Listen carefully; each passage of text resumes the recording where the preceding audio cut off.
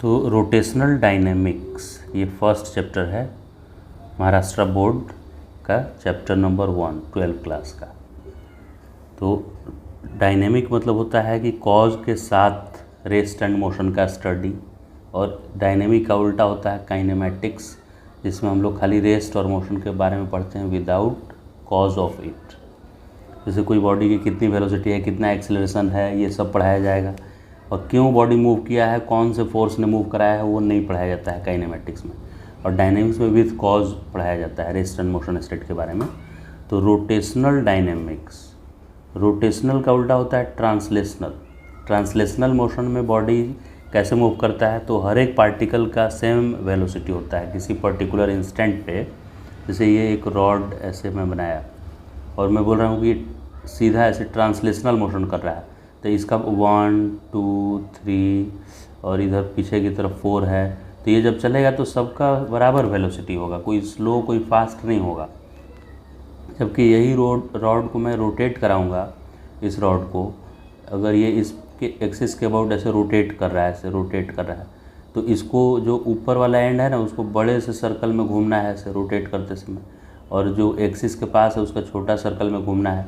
तो इसकी स्पीड कम होती है और इसकी स्पीड ज़्यादा होती है। जो एक्सिस ऑफ रोटेशन से दूर होता है उसका स्पीड ज़्यादा होता है, तो कंस्टिट्यूएंट पार्टिकल का डिफरेंट स्पीड होगा। या अगर एक रॉड, ये ऐसे रॉड है और उसको हमको इस पॉइंट के अबाउट रोटेट कराना है, और ये रॉड बाद में ऐसे गिर जा रहा है ऐसे रोटेट होकर, तो ये देखिए कितना दूर आके गिरा है किनारे वाला पॉइंट, जबकि सेंटर वाला पॉइंट छोटा आर्क बनाया है कि नहीं। तो डिफरेंट पार्टिकल का डिफरेंट स्पीड होता है, ठीक है। कंस्टिट्यूएंट पार्टिकल का डिफरेंट स्पीड होता है, 1 और 2 पार्टिकल ये सब का, किसमें, रोटेशन में। तो समझ गया कि in rotational motion constituent particle have different velocity, right, and velocity increases as we go away from axis of rotation. But in translational motion all constituent particle will have same velocity at a particular instant. तो इस chapter को समझने के लिए आपको recall करना है पिछले साल का सर्कुलर मोशन। तो if a body revolve along the path of along the circular path या along circumference of a circle, पूरा सर्कल में घूमने का जरूरत नहीं है, थोड़ा सा सर्कुलर आर्क में भी चलेगा तो उसको भी बोलेंगे सर्कुलर मोशन बोल देंगे। फिर what is the concept of centre of mass. Centre of mass पे पूरा बॉडी कंसंट्रेटेड माना जाता है। Centre of mass is a point at which whole mass of the body is suppose to be concentrated. अगर एक ऐसे extended body है तो इसको आप कहीं इधर फोर्स लगाएंगे तो ये ट्रांसलेशनल के साथ साथ रोटेशनल भी करने लगता है, ऐसे आगे बढ़ेगा ये ऐसे। जबकि इसमें एक ऐसा पॉइंट होता है जिस पॉइंट के सामने फोर्स लगाने पे वो बिल्कुल ट्रांसलेशनल करेगा, ऐसा सीधा स्लाइड करते हुए जाएगा, थोड़ा भी टिल्ट नहीं होगा, इसका ओरिएंटेशन चेंज नहीं होगा। तो इसलिए सेंटर ऑफ मास जानना जरूरी होता है कि सेंटर ऑफ मास पे आप लगाते हैं तो बॉडी कैसा मोशन करता है, प्योर ट्रांसलेशनल। और सेंटर ऑफ मास को छोड़ के कहीं और लगाएंगे तो वो कंबाइन करेगा, ट्रांसलेशन के साथ साथ रोटेट भी होने लगेगा। तो सेंटर ऑफ मास इसलिए ज़रूरी है जानना, ताकि मुझे जब कोई कहे कि इस पर आप फोर्स लगाइए, लेकिन ऐसा फोर्स लगाना है कि वो रोटेट नहीं होना चाहिए, तो आप कहाँ पे लगाएंगे, सेंटर ऑफ मास पे। तो ऐसा लगता है जैसे पूरा बॉडी यहीं पे सेंटर ऑफ मास पे कंसंट्रेटेड है। What is kinematical equation of motion. Equation of motion वही जो v बराबर u plus a t equal to u t plus half a t square, ये सबको बोलते हैं। 4 इक्वेशन होता है। एक होता है v square equal to u square plus 2s, और एक s nth बराबर u plus half a 2n minus 1। s nth वाला क्या होता है, s nth equal to u plus half a 2n minus 1। और एक होता है s बराबर u t plus half a t square. ये दोनों अलग अलग है। ये शुरू से t टाइम तक का डिस्टेंस ट्रेवल देता है, जबकि ये nth सेकेंड का, यानी जैसे कोई बोलेगा कि s थर्ड बताइए क्या है, तो थर्ड मतलब 2 सेकेंड से 3 सेकेंड के बीच कितना दूरी इसने तय किया वो बताना है, तो तब ये s nth का फॉर्मूला लिखते हैं हम लोग। तो काइनेमेटिकल इक्वेशन भी समझ में आ गया। फिर है do you know about pseudo force और their origin and application. Pseudo force क्या होता है, नॉन इनर्शियल फ्रेम में सूडो फोर्स डिफाइन किया गया है। जैसे कि एक ट्रक है, ऐसा ट्रक एक है और इस ट्रक में कुछ सामान रखा हुआ है ऐसे, और आप यहाँ पे किनारे बैठे हुए हैं, मान लीजिए ट्रक में पीछे बैठे हुए हैं, और ड्राइवर एक्सेलरेटर ले लिया, एक्सेलरेट कर दिया, तो ये सामान ऐसे पीछे स्लिप करेगा इनर्शिया के कारण, क्योंकि ड्राइवर ने एक्सेलरेटर लिया तो ये व्हील इसका और ये पूरा ट्रक जो है वो एक्सेलरेट कर जाएगा आगे। लेकिन इस डब्बे पे तो फोर्स नहीं लगा, तो ये डब्बा में टेंडेंसी रहेगा पीछे जाने का। तो ड्राइवर सडन एक्सेलरेट ऐसे करता है तो ये डब्बा पीछे खिसकने लगता है, जबकि आप देखेंगे तो इस पर कोई फोर्स ही नहीं लग रहा है, आपको कोई फोर्स नहीं दिखेगा। तो वैसे ही जैसे एक बस है मान लेते हैं ऐसे, और बस में आपको बैठने के लिए जगह नहीं मिला, तो ऐसे बस में पकड़ने वाला रहता है, ऐसे हैंग किया हुआ रहता है। ट्रेन में भी रहता है ऐसे, बस में भी, लोकल ट्रेन में।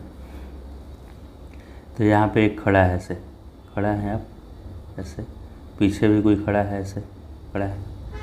तो अचानक बस जा रही है, मान लेते हैं स्पीड से कुछ 40 किलोमीटर पर घंटा से, किलोमीटर पर आवर, और ड्राइवर ब्रेक मार दिया।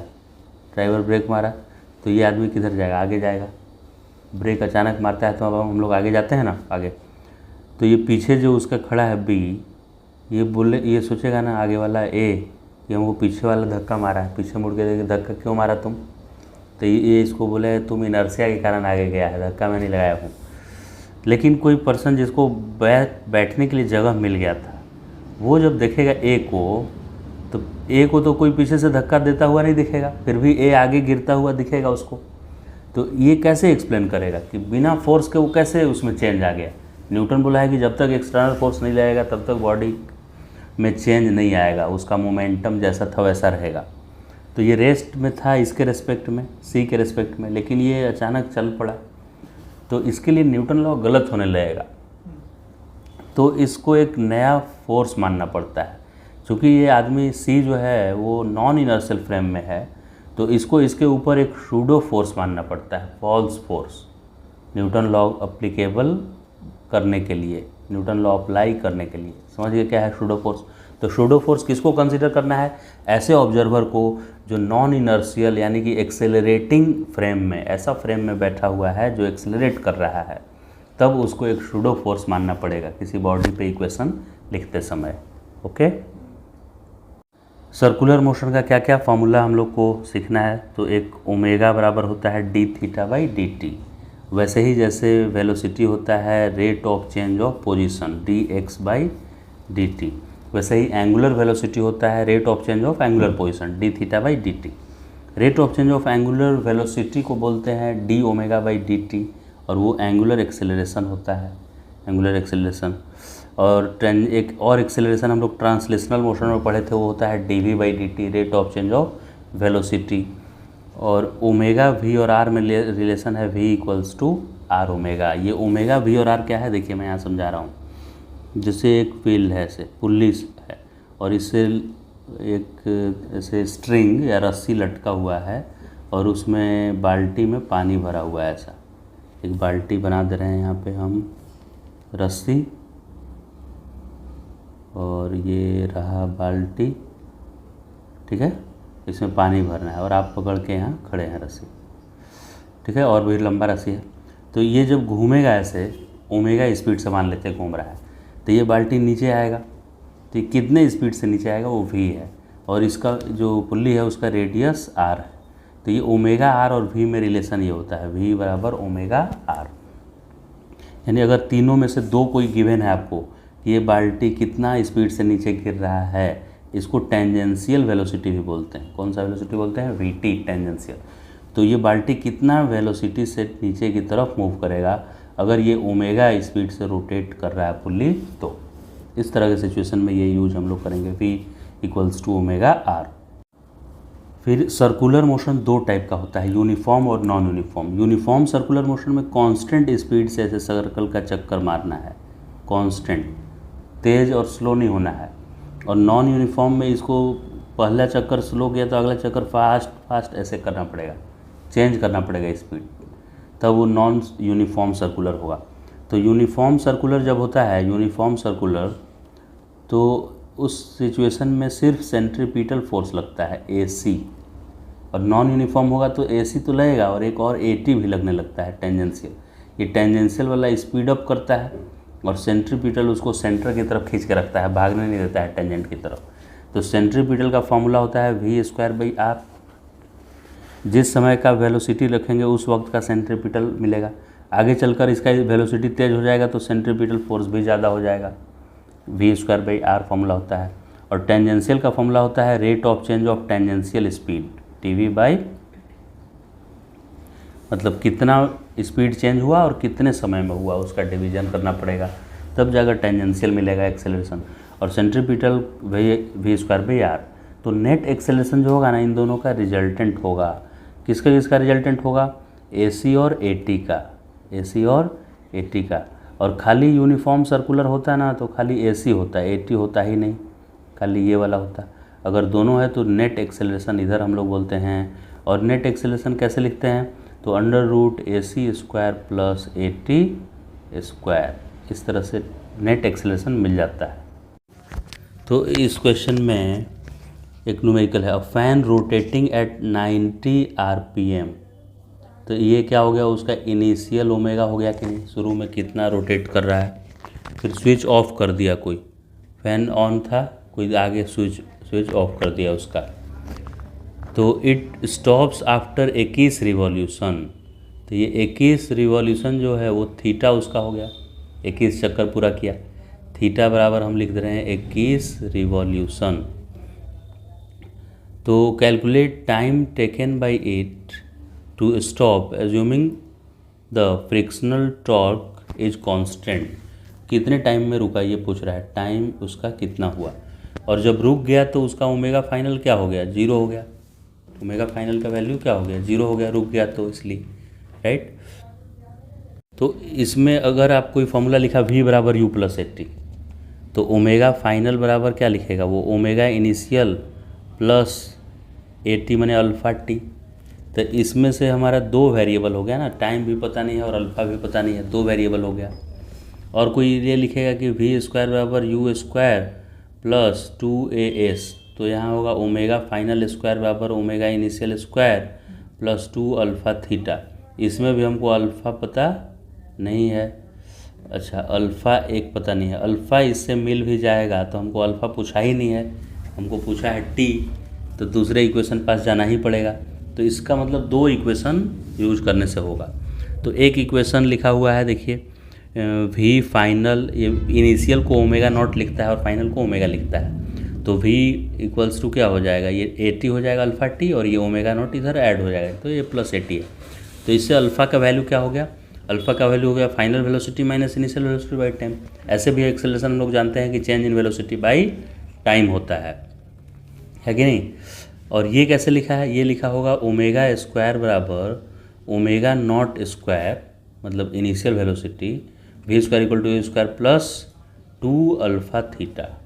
इससे अल्फ़ा का वैल्यू निकालेंगे तो आएगा ω² - ω0² / 2 थीटा। इससे अल्फ़ा आ जाएगा।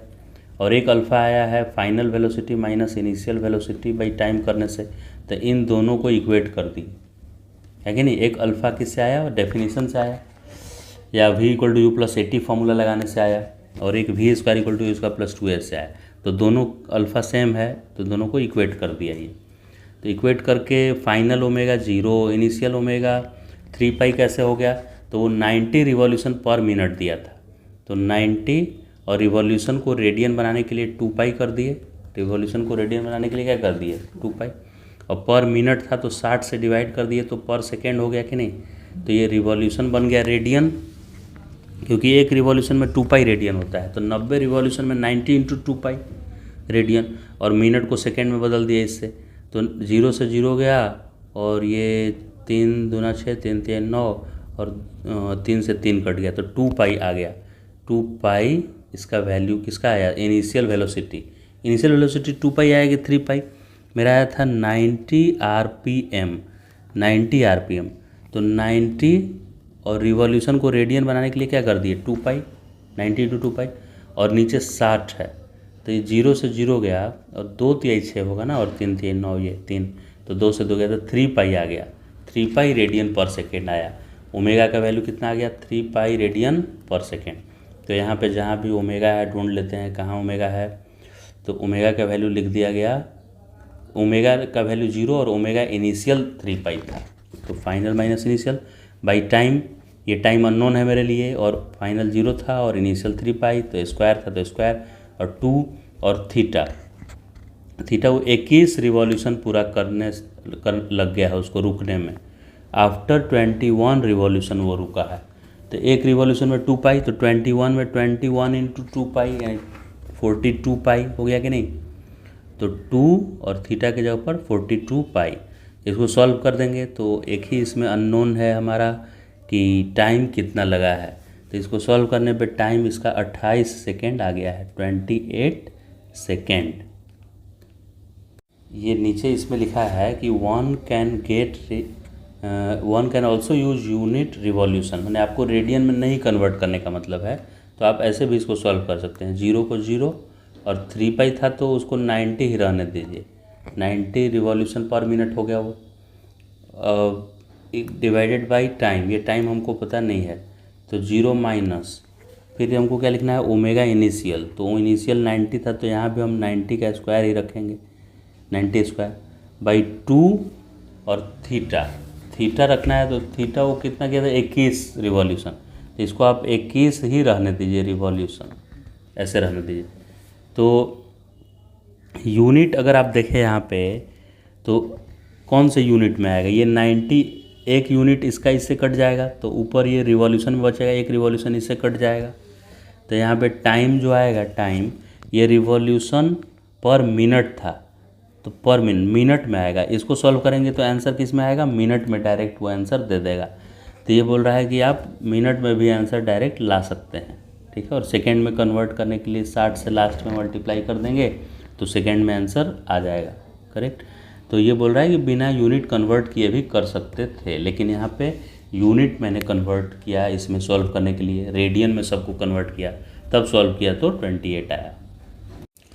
फिर है सेंट्रीपिटल फोर्स, वो ऑलरेडी हम समझ गए, सेंट्रीपिटल फोर्स होता है सेंटर की तरफ, सर्कल में ऐसे कोई घूम रहा है तो उसके सेंटर की तरफ एक फोर्स लगता है सेंट्रीपिटल फोर्स, और इसका फॉर्मूला होता है या तो V²/R लिखना है या एक और ये भी याद रखना है ω²R, तो इसका मैग्नीट्यूड ω²R होता है। सेंट्रीपिटल एक्सेलरेशन का ये फॉर्मूला है, फोर्स पूछेगा तो मास मल्टीप्लाई कर देंगे, तो m मल्टीप्लाई कर देंगे तो mv²/R या mω²R, ये सेंट्रीपिटल फोर्स हो गया।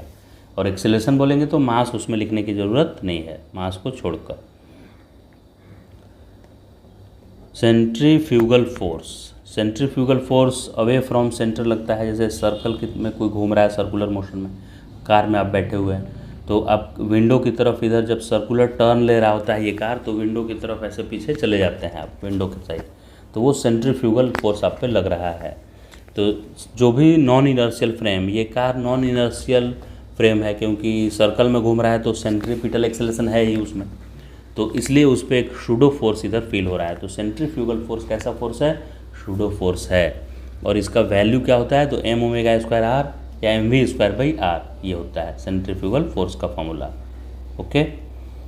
फिर है vehicle along horizontal circular track, circular track पे ऐसे व्हीकल एक जा रहा है, ऐसे सर्कल में ऐसे जा रहा है, तो इसमें इधर जाने की टेंडेंसी है कि नहीं, अवे फ्रॉम सेंटर, तो उसको कौन बचाएगा, फ्रिक्शन बचाएगा। तो रोड पे जो फ्रिक्शन लगता है, फ्रिक्शन उसका फॉर्मूला μ/n होता है, फ्रिक्शन का फॉर्मूला होता है μ/n, म्यू टाइम्स n, और यही फ्रिक्शन उसके mv²/R को बैलेंस किए हुए है, या mω²R या mv²R को बैलेंस किए हुए है। तो फ्रिक्शन फोर्स का वैल्यू हम μ नॉर्मल रिएक्शन लिख दिए, और इधर mv²/R, चूँकि ये हॉरिजॉन्टल रोड है इसीलिए म्यू नॉर्मल रिएक्शन mg है यहाँ, तो mv²/R, m से m कट गया, तो इससे v बराबर आ जाएगा μrg का रूट, v कितना आ जाएगा, μrg का रूट, देखिए μrg का रूट करने से आ गया v, यानी इतना आपका मैक्सिमम स्पीड है। इससे ज़्यादा स्पीड से जाएंगे तो फ्रिक्शन बोलेगा कि मैं μn लग चुका हूँ, इससे ज़्यादा मेरा वैल्यू होगा नहीं, तो तुमको रोड से स्लिप करके जाना पड़ेगा, अवे फ्रॉम सेंटर जाना पड़ेगा। फ्रिक्शन उसको मैक्सिमम उतना बचा सकता है, इसलिए स्पीड लिमिट भी इतना है उसका, रूट μrg से ज़्यादा फास्ट नहीं चलना चाहिए। फिर अगला है वेल ऑफ डेथ या मौत का कुआं। तो मौत का कुआं में कौन बचाता है उसको, कितना मिनिमम स्पीड से ये चलेगा। तो कोई मौत के कुआं में ऐसे रिवॉल्व कर रहा है तो इसको mg अर्थ बोलेगी कि नीचे गिर जा, तू नीचे की तरफ गिर जा mg, तो उसको फ्रिक्शन फोर्स बचाएगा ऊपर की तरफ F। तो और फ्रिक्शन फोर्स का वैल्यू होता है म्यू टाइम्स नॉर्मल रिएक्शन, और यहाँ mg चूँकि नीचे है, नॉर्मल इधर लगता है वॉल के परपेंडिकुलर, तो वॉल के दूसरे साइड में कौन सा फोर्स लगेगा उसका mv²/r लगेगा, सेंट्रीफ्यूगल फोर्स। और वही नॉर्मल रिएक्शन सेंट्रीफ्यूगल फोर्स से ये वॉल को दबाएगा अंदर की तरफ, तो वॉल इसको mv²/r अंदर की तरफ देगा, तो mv²/r ही नॉर्मल रिएक्शन है। तो फ्रिक्शन का वैल्यू हो गया म्यू टाइम्स नॉर्मल रिएक्शन यानी म्यू टाइम्स mv²/r, और यही फोर्स उसको mg को बैलेंस किया हुआ है, तो m से m कट गया, तो इससे सॉल्व करने पे v आ गया √rg/μ, यानी √rg/μ स्पीड से घूमेगा वो, तब मौत के कुआं में नीचे गिरने से बचेगा। नेक्स्ट है vehicle on banked road. Banked road मतलब रोड ऐसे इंक्लाइन, फ्लैट हॉरिजॉन्टल नहीं रखकर ऐसे इंक्लाइन रोड रहता है हॉरिजॉन्टल से, उसको बैंक्ड रोड बोलते हैं। ठीक है, तो इसमें कितना स्पीड से ऐसे ये सर्कुलर टर्न ले सकता है, इसका सर्कल जो होगा ना उसका रेडियस हवा में होगा। ऐसे रोड मान लीजिए कोई इस तरह का हॉरिजॉन्टल से इंक्लाइन किया हुआ है रोड, तो उस रोड पे कोई ऐसे ऐसे करता है क्या, ऐसा ऐसा कोई गाड़ी चलाता है क्या, नहीं चलाता है ना, वो नीचे जाएगा ऊपर रोड के नहीं जाएगा, वो आगे बढ़ेगा, तो उसका सर्कल ऐसे बनेगा, सर्कल इमेजिनरी सर्कल बनाना है ऐसे, और उसका सेंटर यहाँ कुछ होगा, राइट। तो ये इमेजिनरी सर्कल है, ठीक है। तो इसकी कितनी स्पीड होनी चाहिए, मैक्सिमम में मिनिमम, ये बोला जा रहा है। तो अगर ये ज़्यादा तेज़ी से चलेगा ना, तेज़ी से, तो इस पर सेंट्रीफ्यूगल फोर्स इधर लगेगा, तो उसका एक कंपोनेंट इधर लगेगा, तो ये इसको अप द इंक्लाइन प्लेन घसीटने लगेगा, तो इससे फ्रिक्शन नीचे एक्ट करेगा उसके स्लाइडिंग को रोकने के लिए। और अगर ये मिनिमम स्पीड से चलेगा, स्लो एकदम चलेगा, मान लीजिए कि पूरा रुक ही गया और धीरे धीरे चल रहा है, तो इसमें गिरने की टेंडेंसी किधर होगी, नीचे होगी, क्योंकि mg फोर्स का एक कंपोनेंट इसको खींच लेगा। सेंट्रीफ्यूगल चूँकि स्लो चल रहा है इसलिए सेंट्रीफ्यूगल का कंपोनेंट कमज़ोर पड़ जाएगा और mg का कंपोनेंट खींचने लगेगा, तो उस समय फ्रिक्शन उस पर ऊपर लगेगा, अप द इंक्लाइन प्लेन। तो जब ये मिनिमम स्पीड से चलेगा तो उसे फ्रिक्शन ऊपर लगेगा, और मैक्सिमम से चलेगा तो फ्रिक्शन नीचे लगेगा, क्योंकि ऊपर जाने की टेंडेंसी होगी। तो इसमें दो फॉर्मूला का डेरिवेशन होगा, मिनिमम और मैक्सिमम।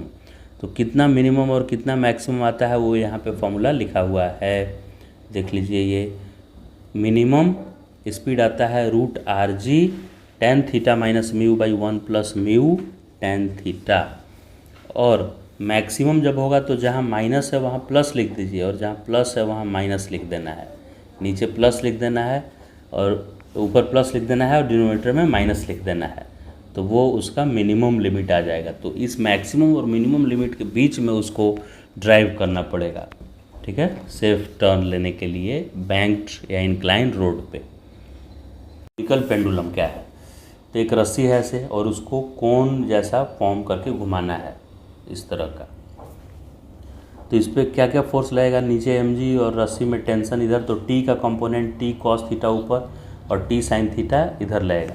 तो t sin थीटा ही सेंट्रीफ्यूगल फोर्स को बैलेंस करके रखा है, और t cos थीटा mg को बैलेंस करके रखा हुआ है, राइट। तो थीटा एंगल पे आप किसी कोनिकल पेंडुलम को घुमा रहे हैं तो उसका टाइम पीरियड का फॉर्मूला होता है 2π√L cos θ/g। Theta angle पे इसको आप घुमा रहे हैं कोनिकल पेंडुलम को, और L रोप का लेंथ है, तो उसका टाइम पीरियड का ये फॉर्मूला है, इतना टाइम लगेगा उसको एक चक्कर पूरा करने में। वर्टिकल सर्कुलर मोशन में क्या करना होता है, वर्टिकल सर्कल में ये ऐसे एक सर्कल है वर्टिकल बनाया हुआ, तो अगर एक रस्सी से बांध के आप एक स्टोन को घुमा रहे हैं तो इसको नीचे स्पीड आपको कम से कम √5, और रस्सी का लेंथ L है, तो सर्कल का रेडियस L ही है, रेडियस जो सर्कल का है वही रस्सी का लेंथ है, तो √5rg या √5L लेंथ है, तो Lg। इतना स्पीड नीचे देंगे ना तब ये पूरा सर्कल कंप्लीट करता है, अगर कम देंगे तो वो पूरा सर्कल कंप्लीट नहीं करेगा, लौट के आ जाएगा वो। और बीच वाला इस पॉइंट पे होता है √3rg, दो कम होते रहता है रूट में, और हाईएस्ट पॉइंट पे स्पीड कितनी होनी चाहिए, √rg। फिर यहाँ पे स्पीड होना चाहिए वही 3rg। अगर ये सब स्पीड मेंटेन रहेगा, फिर ग्राउंड लेवल पे आ जाएगा तो फिर से √5rg। अगर आप √3 से कम देंगे तो वो नीचे ही ऐसे, इसी के नीचे ऐसे ओसिलेट करते रह जाएगा, नीचे यहाँ से यहाँ तक ऐसे ओसिलेट करते रह जाएगा। और √3 से आप जो ज़्यादा दिए तो यहाँ तक आके इधर से गिरेगा, लेकिन √5 या उससे ज़्यादा देंगे तो पूरा सर्कल में घूम के आ जाएगा, ये याद रखना है। अब पूछता है कि टेंशन किसी भी पॉइंट पे पूछेगा, जैसे लोएस्ट पॉइंट पे टेंशन पूछेगा तो mg नीचे की तरफ और टेंशन ऊपर की तरफ, तो tension minus mg is centripetal force और mv²/r और v √5rg है, तो उसका स्क्वायर करेंगे तो रूट ख़त्म हो जाएगा। तो इस तरह से t = आ जाता है 5 mg उधर और एक इधर, तो 6 mg आ जाएगा। लोएस्ट पॉइंट पे टेंशन रस्सी में होता है 6 mg। कब? जब मिनिमम क्राइटेरिया लगाते हैं हम लोग सर्कुलर मोशन कंप्लीट करने का। तो मोमेंट ऑफ इनर्शिया मास के जैसा ही है। ट्रांसलेशनल मोशन में जिसका मास ज़्यादा होता है उसके, अगर वो पहले से रेस्ट में है तो उसको मूव कराना है, और पहले से मूविंग है तो उसको रोकना। इस चीज़ में मुश्किल ज़्यादा आता है, ज़्यादा वो अपोज करता है अपने इनिशियल पोजीशन में होने वाले चेंज को। ज़्यादा अपोज कौन करता है? जिसका मास ज़्यादा होता है। तो वैसे ही रोटेशन के केस में रोटेशनल मोशन को ज़्यादा अपोज कौन करता है? अगर पहले से बॉडी रेस्ट में और उसको रोटेट करने का आपको मन है, या रोटेटिंग है और उसको स्टॉप करना है, स्लो डाउन करना है, ऐसा, तो ज़्यादा अपोज कौन करेगा? जिसका मोमेंट ऑफ इनर्शिया ज़्यादा होगा। जिसका मास ज़्यादा होगा वो ट्रांसलेशनल मोशन को मेंटेन रखने की टेंडेंसी ज़्यादा होगी उसमें, और जिसमें मोमेंट ऑफ इनर्शिया ज़्यादा होगा उसमें रोटेशनल मोशन मेंटेन करने की टेंडेंसी ज़्यादा होगी। तो ये मोमेंट ऑफ इनर्शिया एनालोगस किसका है? मास का है। मास के जैसा ही बिहेव कर रहा है ये रोटेशन के केस में। तो डिफरेंट बॉडी का मोमेंट ऑफ इनर्शिया एक टेबुलेटेड फॉर्म में दिया होगा आगे चल के, और ये एक्सिस थ्योरम ये सब है। यहाँ आगे चलते, हाँ यहाँ दिया हुआ है, देखिए। फिर वापस पीछे चलेंगे, लेकिन अभी मोमेंट ऑफ इनर्शिया कुछ इम्पॉर्टेंट बॉडी का याद रखना है। जैसे रिंग का, एक रिंग है, तो रिंग को अगर आप उसके एक्सिस, सेंटर से पास करने वाला एक्सिस और perpendicular to ring, perpendicular to plane of ring, moment of inertia mr² आता है। और उसके डायमीटर के अबाउट क्या आता है वो याद करने की ज़रूरत नहीं है, वो पैरेलल एक्सिस थ्योरम लगा के या परपेंडिकुलर एक्सिस थ्योरम लगा के हम लोग निकालेंगे। सबका आपको सेंटर से पास करने वाला लाइन और परपेंडिकुलर टू प्लेन वाला सिर्फ याद रखना है, पूरा टेबल याद नहीं रखना है। यानी एक ये याद रखना है रिंग का सेंटर से पास होने वाला लाइन। फिर याद रखना है डिस्क का, डिस्क आगे कहीं होगा mr²/2, यूनिफॉर्म डिस्क mr²/2, ये भी किसके अबाउट है? सेंटर से पास करने वाला line and perpendicular to plane of disc. फिर याद रखना है यूनिफॉर्म डिस्क का सेंटर हो गया। फिर हॉलो स्फीयर, हॉलो स्फीयर का 2/3 mr² और सॉलिड स्फीयर का 2/5 mr², इतना याद रखना है। फिर रॉड का याद रखना है, रॉड का किनारे के अबाउट और सेंटर के अबाउट। रॉड का सेंटर से पास करता हुआ एक्सिस के अबाउट होता है mr²/12, ml²/12, एल लेंथ है पूरा रॉड का यहाँ से यहाँ तक। और रॉड का एक एंड से अगर आप अटैच कर दिए हैं और रोटेट करा रहे हैं तो mr²/3 या ml²/3, आर ही एल है वहाँ पे, आर जो लिखा है उसको क्या मान लेना है? एल, ठीक है। फिर एक अगर यूनिफॉर्म ऐसे रेक्टेंगुलर बॉक्स है तो आप इस बॉक्स को ऐसे चिपका दीजिए, नीचे से ऊपर इसको मिला दीजिए, तो रेक्टेंगल तैयार हो जाएगा। क्या तैयार हो जाएगा? रेक्टेंगल। तो इस रेक्टेंगल का एक साइड बी होगा और एक साइड क्या होगा? एल होगा। तो इसको, इस रेक्टेंगल का आपको अगर निकालना है मोमेंट ऑफ इनर्शिया कितना होगा, तो ये रॉड के जैसा है। कैसा है ये? रॉड के जैसा। पहले इसको और इसको चिपका दीजिए आपस में, तो रेक्टेंगुलर प्लेट तैयार होगा। फिर इसको मिला दीजिए तो रॉड तैयार हो जाएगा, रॉड बन जाएगा कि नहीं? तो रॉड बनेगा तो एक बार इधर से इधर को मिलाइएगा तो रॉड बनेगा, उसका लेंथ एल होगा, तो ml²/12। और एक बार इसको और इसको मिलाइएगा तो रॉड का लेंथ, इसको और इसको तो हो गया, इधर से इधर मिलाएंगे तो रॉड का लेंथ b के बराबर होगा, तो mv²/12 होगा। फिर से देखिए, अगर मैं इस एंड को इस एंड से मिला दूँ, इसे चिपका दूँ, तो रॉड का लेंथ कितना बनेगा? b, तो वो हो जाएगा mv²/12। तो दोनों को ऐड करेंगे तो ml²/12 plus mv²/12। Moment of inertia याद रखना है। ऐसे क्यूबॉइड का वो हो गया। फिर कोन का कितना होता है? सर्कुलर कोन का, यूनिफॉर्म सॉलिड सर्कुलर कोन, वही एक्सिस, इस एक्सिस से पास करता हुआ 3 mr²/10।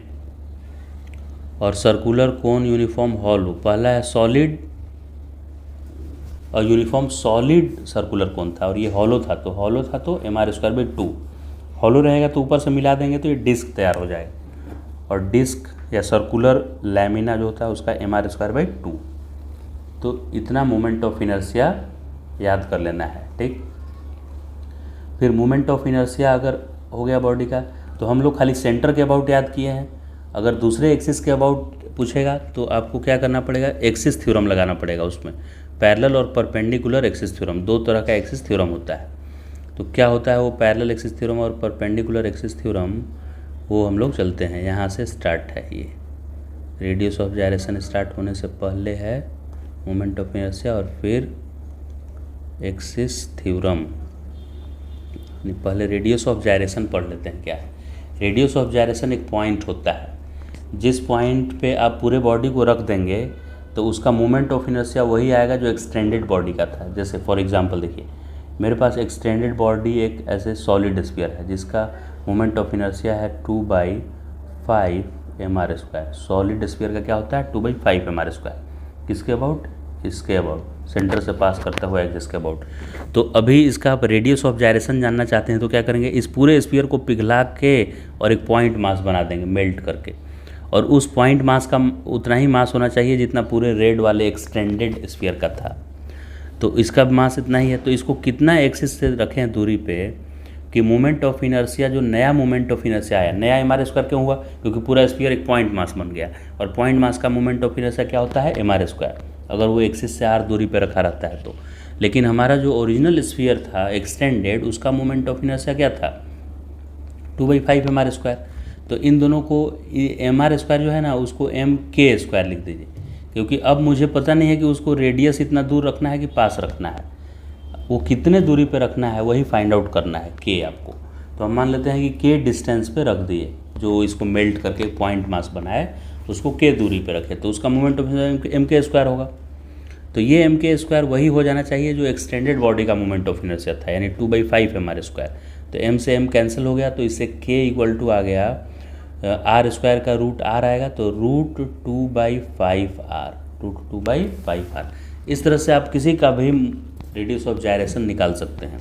जैसे किसी को radius of gyration hollow sphere का निकालना है, तो हॉलो स्फीयर का मोमेंट ऑफ इनर्शिया होता है 2/3 mr², और इस हॉलो स्फीयर के पूरे मास को पिघला के और यहाँ पे रख दिए हम मान लीजिए, और ये k दूरी है, तो वो mk² बन जाएगा। तो इससे k कैसे मिलेगा, मास से मास कट हो जाएगा और k बराबर आ जाएगा √2/3r।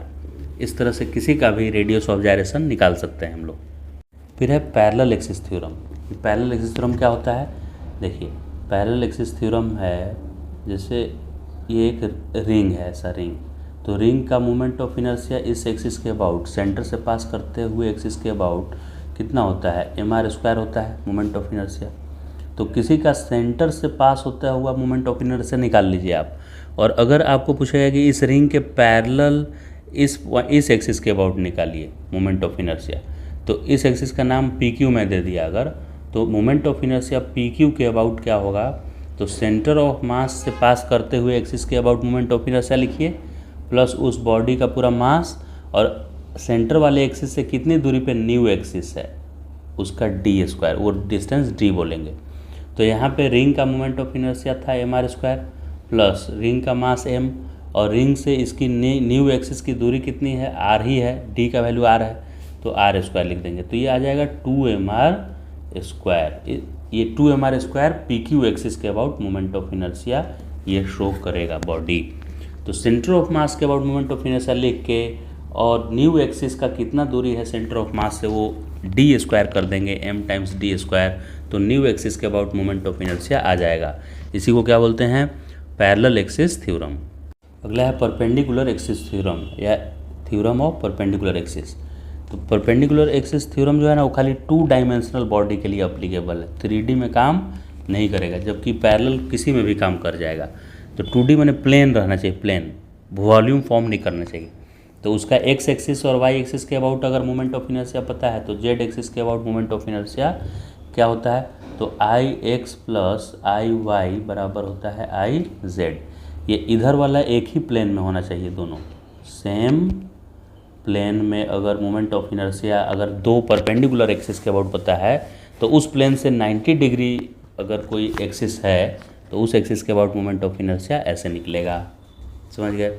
जैसे एग्जांपल एक करते हैं, ये एक डिस्क है, डिस्क माने भरा हुआ है अंदर पूरा प्लेट, तो इसका मोमेंट ऑफ इनर्शिया इसके सेंटर से पास करते हुए एक्सिस और परपेंडिकुलर टू प्लेन, मतलब ये जो मैं स्क्रीन दिख रहा है आपको उससे ऊपर निकलता हुआ प्लेन के अबाउट पता है मोमेंट ऑफ इनर्शिया क्या होता है। इसका मोमेंट ऑफ इनर्शिया यानी ऊपर जेड है तो आई जेड के अबाउट इसका मोमेंट ऑफ इनर्शिया होता है mr²/2 डिस्क का।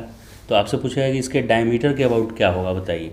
तो इस डायमीटर के अबाउट मान लेते हैं कि ये आई है, तो ये डायमीटर और ये डायमीटर आइडेंटिकल है, वर्टिकल हॉरिजॉन्टल, तो इसके अबाउट भी क्या होगा, आई होगा। तो ये और ये दोनों ऐड करेंगे जब हम, यानी IX + IY, ये दोनों प्लेन में है और जो हमको याद है mr²/2 IZ वो परपेंडिकुलर टू प्लेन है। अभी ये दोनों आइडेंटिकल है इसलिए मैं इसको 2I लिख सकता हूँ, क्योंकि horizontal diameter vertical diameter rotate करने समय एक जैसा बिहेव करेगा ये डिस्क दोनों एक्सिस के अबाउट। तो 2I = IZ, IZ क्या था mr²/2, तो इससे I का वैल्यू क्या हो जाएगा, ये 2 नीचे आके 4 हो जाएगा, तो mr²/4, यानी इस एक्सिस के अबाउट मोमेंट ऑफ इनर्शिया होगा mr²/4, इसके अबाउट भी वही mr²/4, और हम लोग याद कौन किए थे, परपेंडिकुलर एक्सिस के अबाउट mr²/2। तो इस तरह से आप परपेंडिकुलर एक्सिस थ्योरम भी लगा सकते हैं।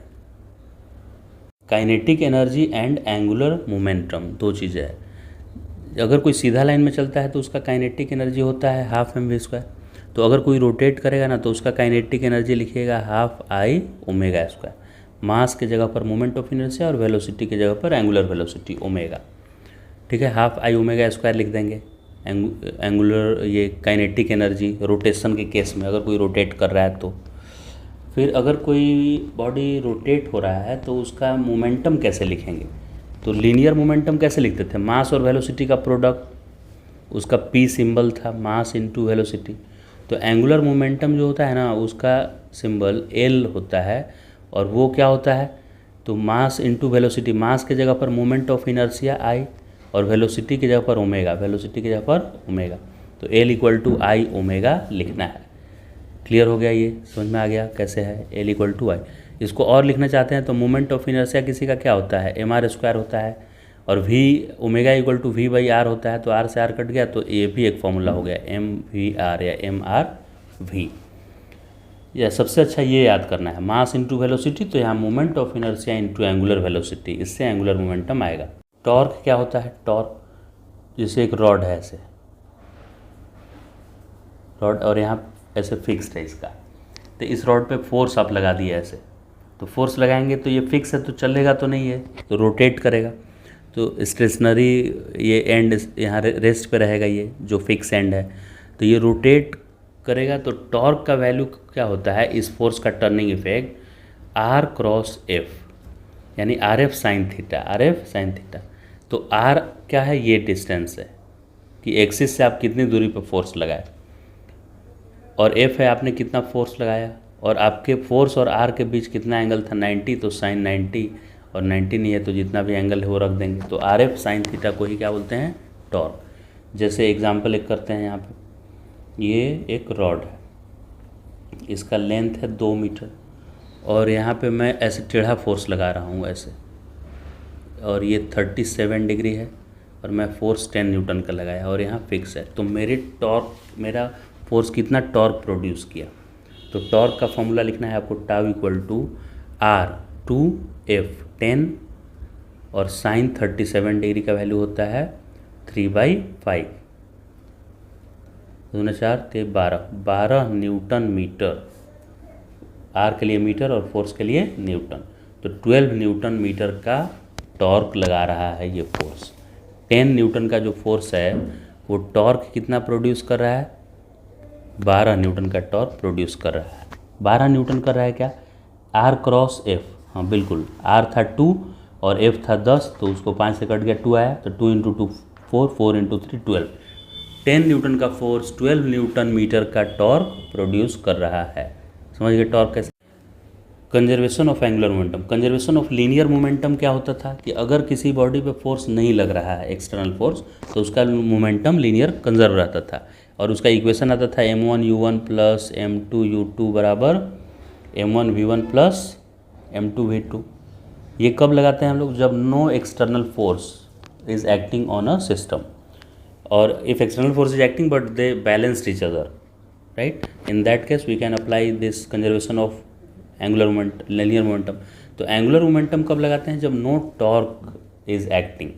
If no torque is acting on a system then its angular momentum remain conserve, यानी कि I1 ओमेगा 1, ठीक है, प्लस I2 ओमेगा 2, दूसरे बॉडी का moment of inertia n2 omega, क्योंकि mv को क्या लिखते हैं? m को I लिखते हैं और v को ओमेगा लिखते हैं, बराबर I1 ओमेगा 1 डैश मैंने आफ्टर वाले सिचुएशन में, प्लस I2 ओमेगा 2 डैश, ऐसा होगा।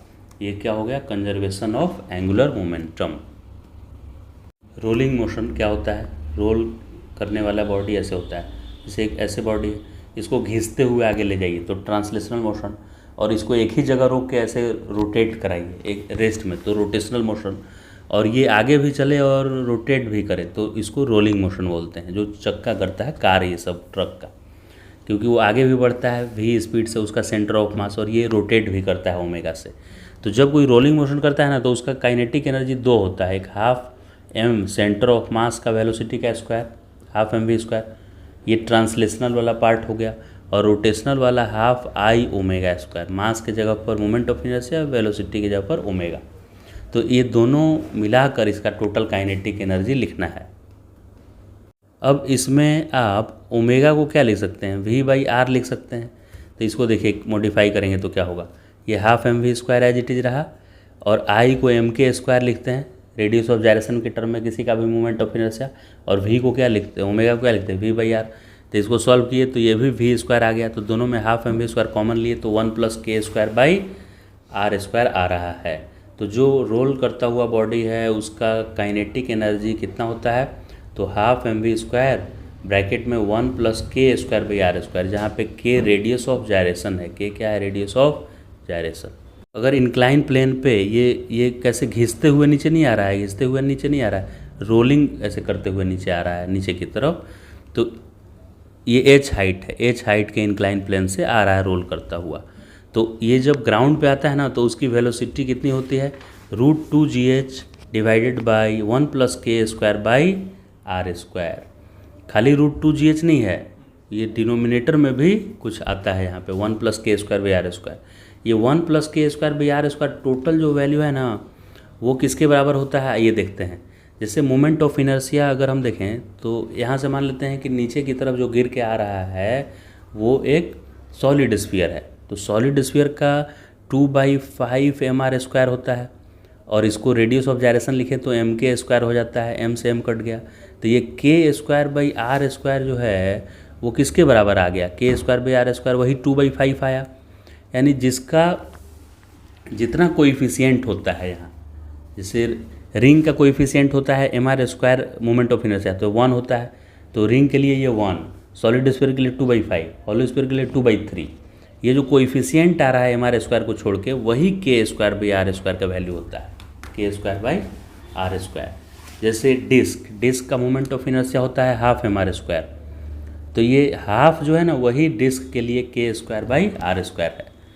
तो 1 + k square by r square याद कीजिएगा। इतने वेलोसिटी से जब नीचे h हाइट नीचे आ जाएगा रोल करता हुआ, तो इतने वेलोसिटी से ग्राउंड को टक्कर मारेगा, राइट। अब कितने एक्सेलरेशन से रोलिंग इंक्लाइन प्लेन पे होता हुआ आता है? वो आता है तो g sin theta by 1 + k square by r square. k square by r square अभी अभी बता दिया मैंने क्या है। तो आप एक्सेलरेशन बता सकते हैं कि जो रोल करता हुआ इंक्लाइन प्लेन पे आ रहा है वो कितना एक्सेलरेट करता हुआ गिरेगा जब आ जाएगा h हाइट नीचे। तो ये सब हो गया, ठीक। अब इक्वेशन ऑफ ट्रांसलेशनल और रोटेशन को कंपेयर करना है।